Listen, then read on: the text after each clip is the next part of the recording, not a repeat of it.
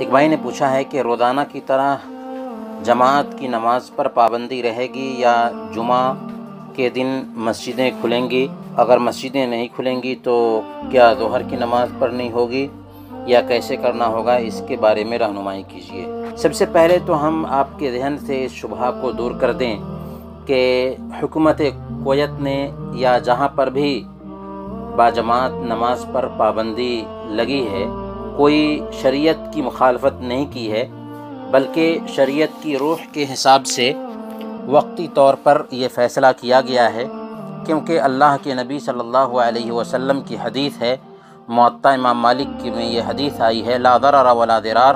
نہ نقصان پہنچانا ہے اور نہ نقصان اٹھانا ہے۔ اسی طریقے سے اللہ کے نبی صلی اللہ علیہ وسلم نے صحیح بخاری کی روایت کے مطابق بیان فرمایا، لا یوردن ممرض علی مصح، کہ بیمار اونٹ کو تندرست اونٹ میں نہ لایا جائے۔ اسی طریقے سے اللہ کے نبی صلی اللہ علیہ وسلم نے صحیح بخاری کی روایت کے مطابق یہ بھی بیان فرمایا تھا،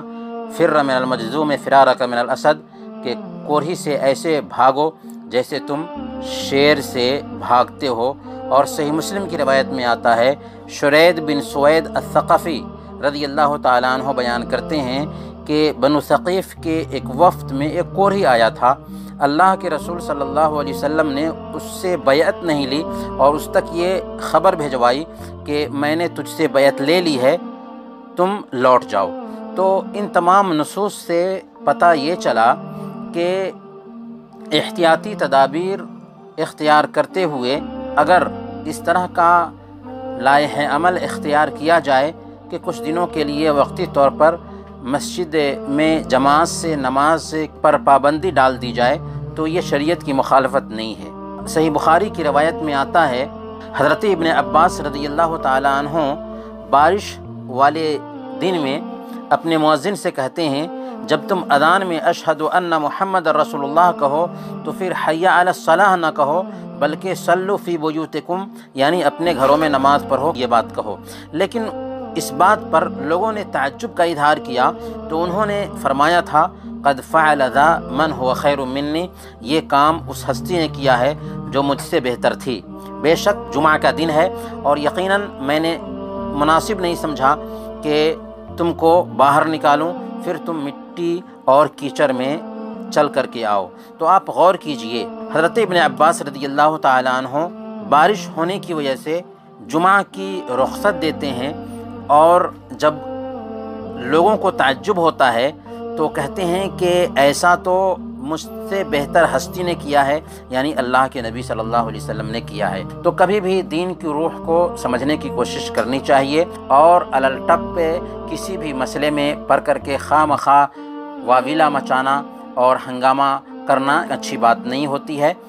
بلکہ شریعت کی روشنی میں علماء کی رہنمائی کے مطابق جو فیصلہ کیا گیا ہے اس پر چلنے میں ہی ہم سب کی بھلائی ہوگی۔ برکیف یہ تفصیل میں نے اس وجہ سے رکھی ہے آپ کے سامنے تاکہ آپ کو پتہ چل سکے کہ یہاں کی حکومت نے یا جہاں جہاں پر بھی جماعت سے مسجد میں نماز پڑھنے پر جو پابندی ہے وقتی طور پر، یہ پابندی فتویٰ کی روشنی میں علماء سے مشورہ لینے کے بعد یہ پابندی وقتی طور پر ڈالی گئی ہے۔ تو جب بات یہ ٹھہری تو جیسے عام دنوں میں ہم اپنے گھر پر نماز پڑھتے ہیں ویسے ہی جمعہ کے دن بھی ہم اپنے گھر پر نماز پڑھیں گے، اور جمعہ کی نماز نہیں ہوگی بلکہ ظہر کی نماز ہوگی، کیونکہ جمعہ کی نماز کے لیے جو شرط ہے وہ شرط گھر پہ نہیں پائی جاتی، لہذا ہم گھر پر ظہر کی نماز ادا کریں گے۔ اور یہاں پر ایک بات بھی بتا دیں، اللہ کے نبی صلی اللہ علیہ وسلم کی حدیث ہے، صحیح بخاری کی یہ روایت ہے، اللہ کے نبی صلی اللہ علیہ وسلم نے بیان فرمایا، اذا مرض العبد او سافر کتب له مثل ما كان يعمل مقیما صحیحا،